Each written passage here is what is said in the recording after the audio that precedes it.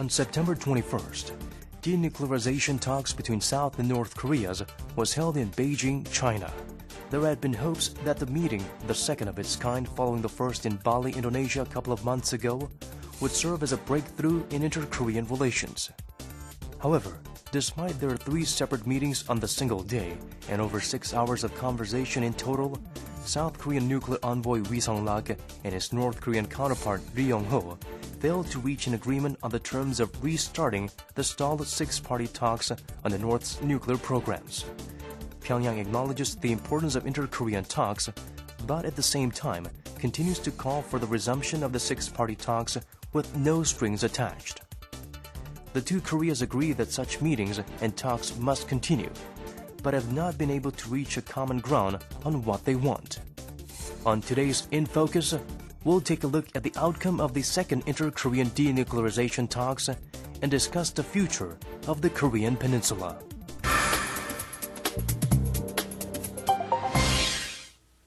Past Wednesday, the second round of inter-Korean denuclearization talks was held in Beijing, China.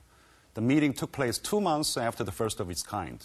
During the meeting, the South reportedly emphasized the need for North Korea to take some preemptive measures before resuming the six-party talks. But the North, on the other hand, insisted that the six-party forum be reopened without any conditions attached. What are some of the results and the significance of the latest talks? We'll find out in detail on today's In Focus. Philip Park, Professor, Institute of Far Eastern Studies, Kyungnam University. Professor, Political Science at Kyungnam University. Former Professor at Waseda University, Japan. Kim Hyun-wook, Professor, Institute of Foreign Affairs and National Security. PhD, Brown University. Research Fellow, University of Southern California. Welcome to all our viewers in Korea and around the world. I am Kim Jae-chun. To discuss the outcomes of the second round nuclear talk between the two Koreas and the future of inter-Korean relations, we invited 2 experts to our program today. Professor Park, Professor Kim, welcome back to the program. Glad to be here. Thank you. Well, Professor Park, let me start with you. The nuclear talk between the two Koreas took place this time in Beijing, and this was the second time for nuclear envoys of both Koreas sit down together and talk about North Korean nuclear issue. Did the meeting produce any substantial outcomes this time? Well, I think what's important is the significance of the meeting instead of the outcome. Well, we can only make a speculation because the Korea Foreign Ministry made a brief comment that this meeting was productive and useful, but North Korea did not make any comments. Mm-hmm. But I think it is quite important for us to understand the significance of this meeting, because this meeting is not just between the inter-Korean talk, but it has been a continuation of what's been proposed as a 3-step towards the reopening of six-party talk, which was proposed by China back in last April. But obviously, Professor Kim, the meeting failed to produce any substantial outcomes. But nonetheless, after the meeting, the 2 envoys of both Koreas said, we didn't come to any agreements, but still the meeting was very useful and constructive. So in what ways do you think this meeting was useful and constructive? And once again, what was the significance of this meeting? As you just mentioned, the important meaning of this dialogue is that unlike the previous North and South military dialogue, this still has a prospect for continuation in the future. North and South Korea is already talking about the third denuclearization dialogue. Mm-hmm. I think when the U.S. and China had a summit meeting this January, two countries clearly mentioned about the importance of stability in the dialogue of North and South Koreas. But after the summit meeting, the two Koreas began to have a dialogue in the military level, but those meetings have been stalemate several times. Mm-hmm. So the meaning of this denuclearization is that North and South Koreas felt the need to have a dialogue between North and South, regardless of other types of meetings, whether that's between North Korea and the United States. And in order to proceed and continue the dialogue between North and South, there has been a division between the dialogue in the sense of denuclearization and in the sense of military dialogue. So I think these kinds of dialogue strategies now begin to be successful. Second one is that this meeting is now held in parallel with the dialogue between the United States and North Korea. Yes, please. If I may, I think Professor Kim's point is well taken. One thing, if I add, in the dialogue, I mean, in the discussion between two envoys of nuclear of Korea, is that the South Korea clarified that misunderstanding by the North Korea, that North Korea was thinking that South Korea was the one who's tried to abort the six-party talk, but that has been clarified. So I think this is a very, very important step. So the meeting clears some of the misunderstandings and sustain the momentum for diplomacy and negotiation instead of coercion and Yes, it seems like it's going that direction. Okay. Let's talk about some of the preliminary measures that South Korea is demanding to North Korea to return to the six-party talk. What are those measures, and is it realistic demand that we should be making to North Koreans? Do you think North Korea would accept some of those preconditions? Yes, obviously this is not just an inter-Korean talk, but this is a meeting on the denuclearization of North Korea. So South Korea demand that North Korea make some kind of preemptive measure before resuming the six-party talk. The South Korean demand three measures, namely, first, the re-entry of the IAEA inspector to North Korea nuclear sites, and the termination of UEP program, uranium enrichment program. And third is declaring a moratorium on the missile and the nuclear test. But the North Korea demand that six-party talk should resume without any condition attached. But the more important, I think we should highlight that it was a marathon meeting. It took a long time. Two Koreas talked about not only denuclearization, but as Professor Kim mentioned, the other things, such as the dialogue between the resuming dialogue between South and North Korea and the other affairs surrounding Korean Peninsula. Okay. Professor Kim, going into the third round of nuclear talk, we don't know whether there is going to be a third round, but let's say there's going to be a third round. Do you think it's going to be possible for both Koreas to narrow their positions and reach a deal, or are we going to have just talks for the sake of talks? Well, I think it totally depends upon the dialogue between the United States and North Korea. This is rather sad to say, but well, North Korean target for dialogue is now South Korea. So always has been the United States, and of course, the North and South. There is always a need for a dialogue for the South and North Korea itself all the time, regardless of the dialogue between the United States and North Korea. But because the U.S. has been the target country for North to have a dialogue with, next month dialogue with the United States is an important thing. One of the important North Korean argument is that there has been sanctions against the North by the United States. And the North Korea always has been arguing for the discussion of a peace regime, whether in the six-party talk or before six-party process.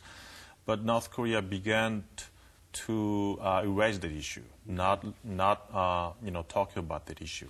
So what North has been arguing is that, okay, we are not talking about these issues anymore. We are not talking about this peace regime anymore. We are not talking about the asking the United States to lift the sanctions on us. So we have done some concessions. So now it's your turn. United States has to do something. You have to, have some concessions about the measures that were put on the North Korean. 4 measures. Professor Park has mentioned. For example, IAEA, WMD moratorium, blah blah. those things should be, there should be some negotiations. That's what North Korea always has been, has been arguing this. North Korea's intention is to move toward the bilateral talk with the United States as soon as possible, and then talk about these, uranium enrichment program issues and all other preconditions that South Korea is demanding, and move toward the six-party talk. Sure. So that these nuclear talks are just basically a dress rehearsal for the real shows.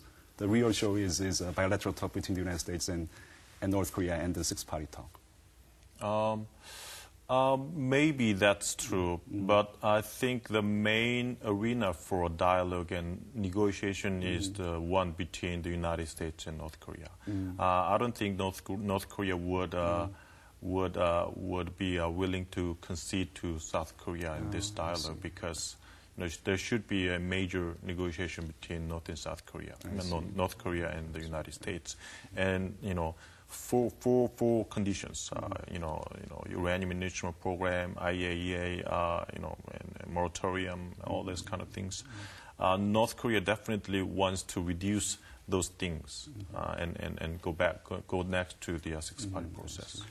Professor Park, if I can take you back to the first round of nuclear talk between the two Koreas, could you remind us what was discussed in the first meeting, and do you think there has been any improvements from the first meeting? Yes, I think there's significant improvement. The first meeting was, it seems like, as you said, as you point out, like a dress rehearsal for resuming the six-party talk. By the way, if I remind you, China's proposal, a three-step proposal to reopening a six-party talk is that first, the interKorean talk, and then bilateral talk between United States and North Korea, and then resuming the six-party talk. In that first meeting, which was held in Bali, that first the two nuclear envoys of two Koreas, Wi Sung-lac and Ri Yong-ho, met together. And then that meeting led to the high-ranking official meeting, which is the South Korea's foreign ministry minister, and then the North Korea's foreign minister meeting. And then also that built momentum to have a meeting, the bilateral meeting between the United States and North Korea. So in that respect, I think the second round is quite a bit of improvement, I think, and they're also talking about that, as Professor Kim said, the second round of the bilateral meeting or discussion between the United States and North Korea is talking about right now. So I think that's on the table, and in that respect, I think it's a big improvement. How do you evaluate the interKorean relations since the first nuclear talk? Do you think these nuclear talks are having some positive impact on the interKorean relations? I think the interKorean relationship after the first meeting has been their own efforts to have a favorable position in the second meeting. There have been North Korean some of the measures, North Korean measures relevant to the Kumgang Mountain, and also Kim Jong-il held a meeting with Russia. They talked about some of the economic issues, establishing gas pipe linking North Russia and South Korea. And also North Korea has mentioned about the necessity of unconditional return to the six-party process, and also mentioned about the North Korean willingness to stop its testing WMD. I mean, the issue is whether North Korean moratorium would be something that would be addressed within the six-party process or before it. I mean, South Korea and the United States demands that it should be proclaimed before six-party talk is resumed. But anyway, those issues were something that North Korea has done. Of course, right after talking with Russia, Kim Jong-il went to China and talked with China, and I think this is pretty much to form a more positive, positive alliances, so that the North Korean intention about six-party talk would be accepted by the United States. South Korean party also did a lot of diplomatic efforts. a lot of diplomatic government officials visited the United States and China and talked about the South Korean positions about the six-party process. So I think the inter-Korean dialogue has been pretty much dormant, but their own separate efforts, in preparation for the six-party process has been very active. And you think the South Korea's position toward North Korea has become a little bit flexible after these talks? And the South Korea's new unification minister said that he would become more flexible in dealing with North Korean issues than his predecessor. Yeah, I think now South Korea is changing its position, I think. Before, because of Cheonhan-ship and Yeonpyeong Island artillery cases, South Korean attitude to have a dialogue with North Korea has been very, very negative. But now, many regions, some of the environmental issues in North Korea, due to the U.S. and Chinese efforts and their policies towards North Korea. But now South Korea is beginning to change its attitude towards North Korea, begin to be more active about dialogue with North Korea. So that's something very, very positive in the Korean Peninsula, I would say. Professor Park, let's turn our attention to a more fundamental question here. We are holding these nuclear talks to resolve North Korean nuclear problem. Six-party talk as well. We like to return to the six-party talk to resolve the North Korean nuclear problem.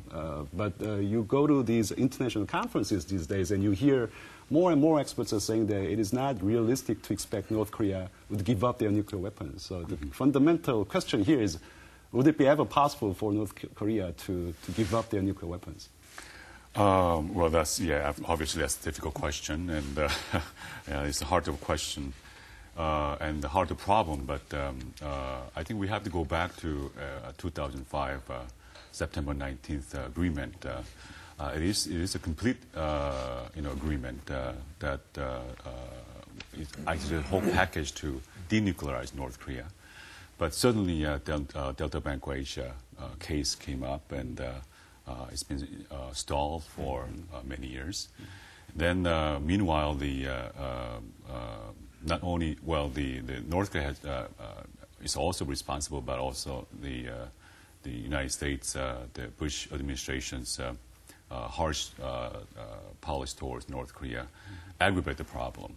So that's why it's been stalled for this far. But if we can go back to the September 19th agreement. I want to mention that Ri Yong-ho, the North Korea's vice minister, who's also the nuclear envoy to six-party talk, is also not only went to Beijing to attend the interKorean talk, but also there's another meeting that held after the talk. Commemorating September 19th agreement. The China invited all six-party countries, but only North Korea attend.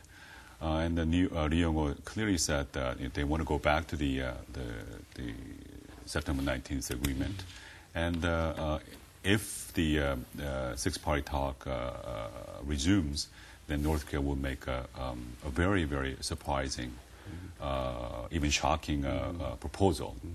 Hopefully that is a complete denuclearization. So I don't know whether they would clearly want to denuclearize. Denuclearization is their issue, but I think there's intention, and if there's a substantial payback or payoff to North Korea, North Korea has a certain degree of incentive to denuclearize their nuclear weapons. I hear more and more experts are saying that by holding these negotiations, we should concentrate on how we can manage the situation, not on resolving the problem altogether. Do you agree? Yeah, I totally agree with that. When I think about any possible ways to denuclearize North Korea, I get very negative. I was talking with a lot of experts in China and the United States, and their answers are definitely no. One of the one of the experts in the United States told me that I asked him, how do you think we can achieve North Korean denuclearization? His answer was impossible until Koreas get united. I totally agree with that. I mean, Professor Park mentioned about the importance of six-party process, but now the situation is pretty much different from the time we had negotiations within the six-party process. Now let's take a look at the U.S. and Chinese policy towards North Korea. U.S. Bosworth visited Pyongyang December 2009, and after his visit, U.S. policy changed, strategic patience, no talk with North Korea. Even though U.S. came to dialogue with the North Korea right now, I don't think this is, in true intention of the U.S. to dismantle nuclear program of North Korea. I think it's pretty much a temporary management in order to manage temporarily North Korean and South, Korean Peninsula situations. Because after Cheonan ship on Yeonpyeong Island, there has been a lot of discussions within the United States about whether strategic patience policy is really a viable one or not, and there has been a important opinion within the United States that the U.S. has to do something to prevent further provocations of North Korea. And I think the current U.S. policy towards North Korea has this kinds of meaning, I think. And Chinese policy towards North Korea is, I think, in the same vein. It can be called as 3 no policies, I would say. First no is no war in the Korean Peninsula. Second one is no chaos in North Korea. Third one is no nuclear, which means that first and second priority is about the stability in the Korean Peninsula. Third one, no nuclear, is about the denuclear North Korea, which means that Chinese priority about North Korea is it's a stability, not denuclearizing North Korea. So within this kinds of background, I think dismantlement of North Korean nuclear program is becoming more and more difficult.